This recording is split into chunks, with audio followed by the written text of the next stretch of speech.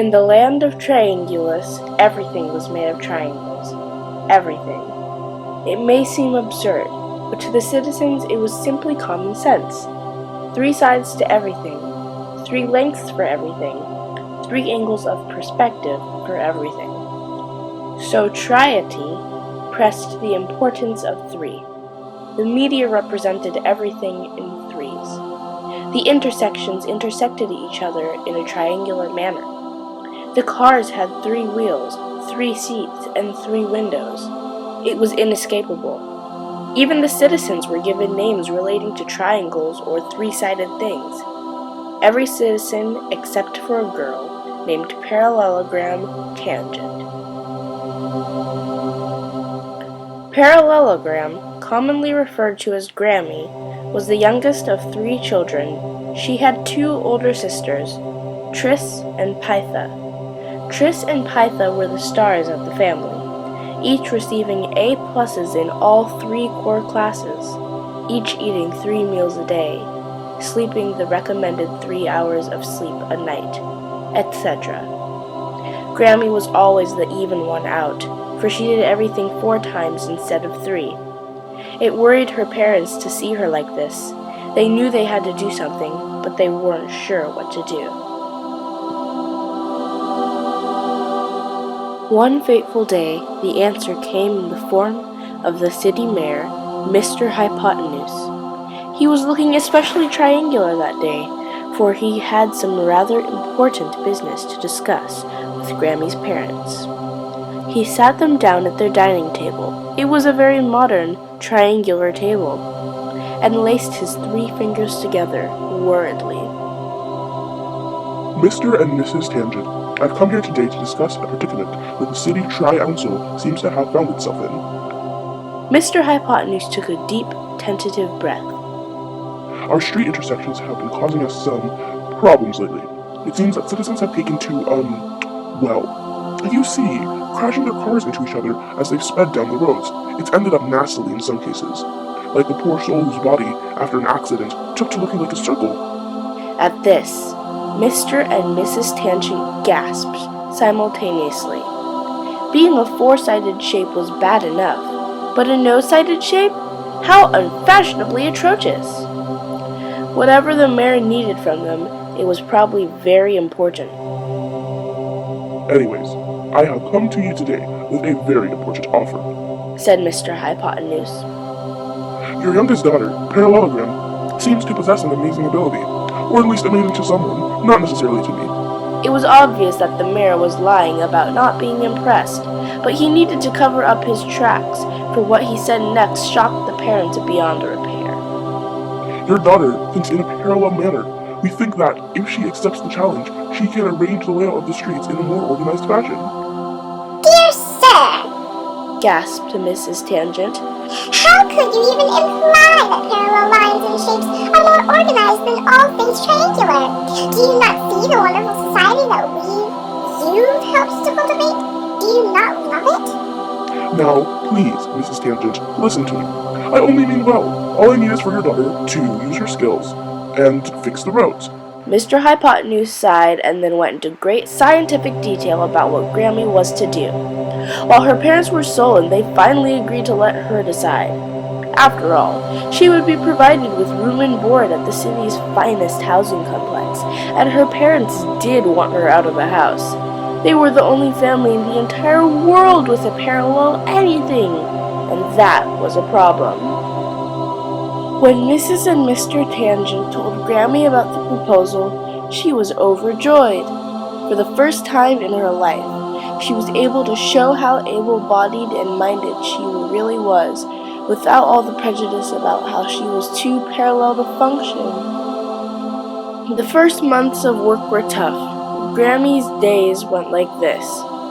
Wake up, brush teeth for 4 minutes, shower for 4 minutes, receive a sneering scowl from the waiter at breakfast when she asks for 4 pieces of toast, work until sunset, go to sleep an hour early so as to sleep for 4 hours.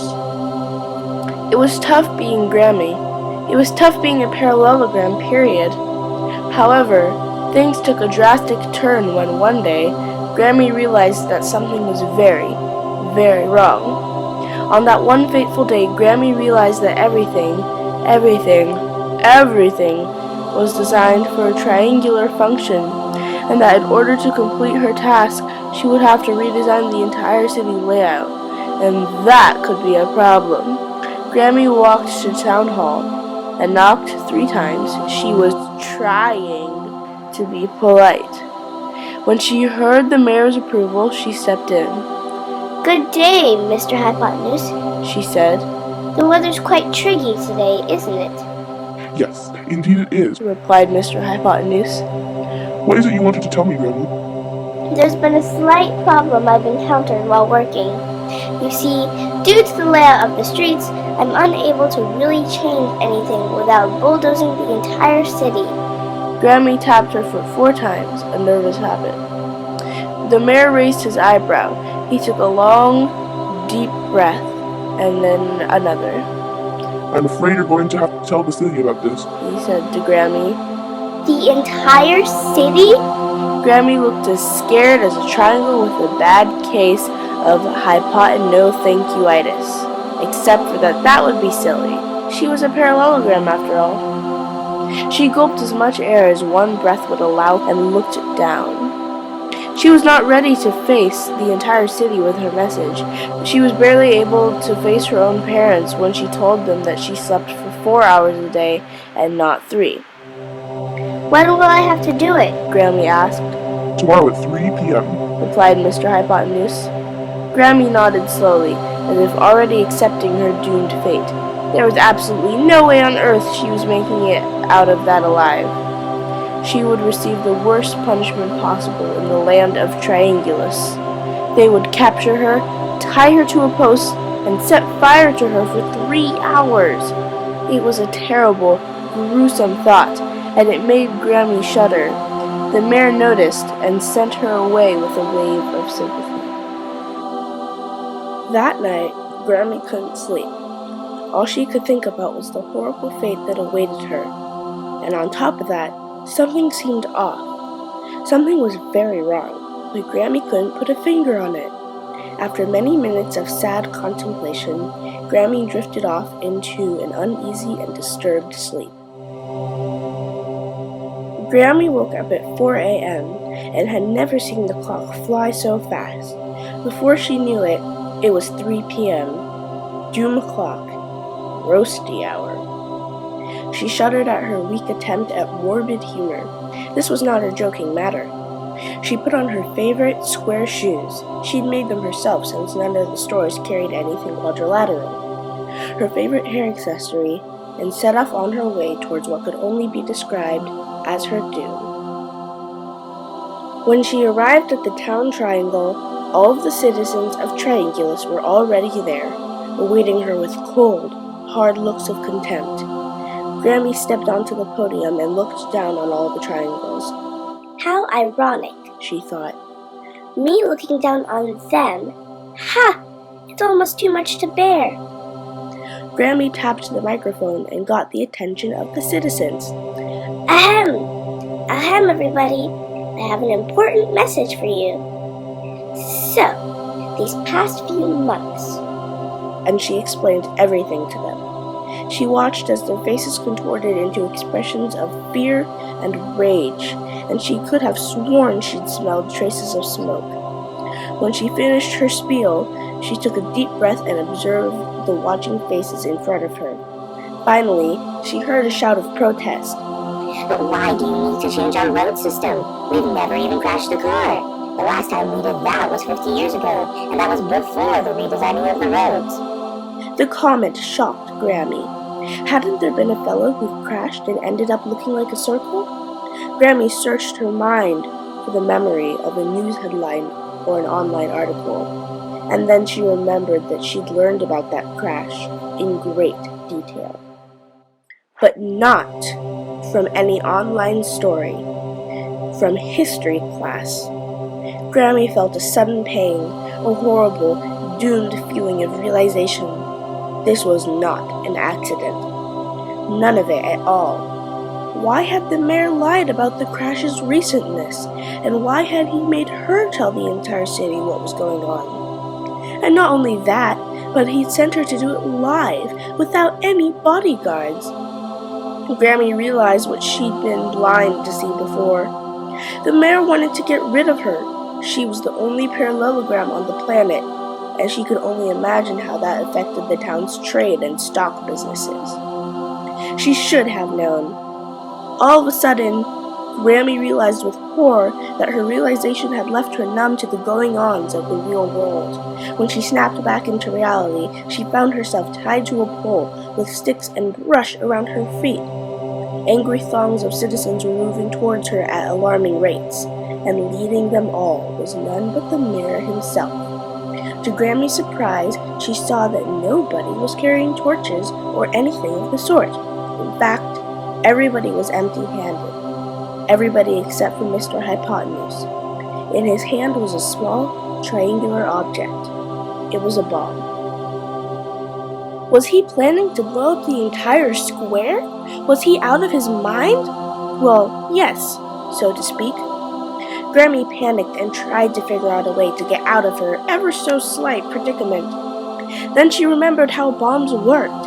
Every bomb in the land of Triangulus had to be activated by solving either a Pythagorean theorem problem or a trigonometry problem. Theorem bombs were marked B22, while trigonometry bombs were marked B24. Grammy knew that Mr. Hypotenuse would be able to unlock a Pythagorean theorem bomb. His name was Mr. Hypotenuse, after all. But would he be able to unlock a trigonometry bomb?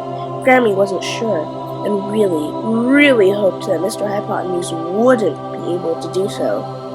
When he was close enough to her that he could make out the details of the bomb, Grammy leaned forward to read the bomb type. It was marked B24. Now Mr. Hypotenuse was close enough to the post that he had begun to unlock the bomb. Stand back, everyone! Run as fast and as far away as possible! Shouted the mayor. In a moment of confusion, the citizens realized that the mayor was not carrying a torch at all. He was carrying a bomb! Citizens screamed and ran in every which direction, tripping each other and cursing the mayor for his blunt stupidity.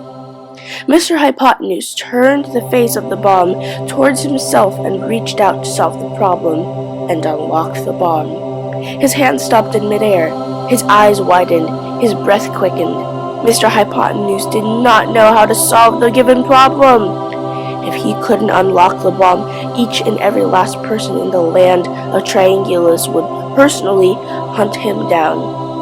Grammy could see the panic and fear in his eyes. She could see that she had won.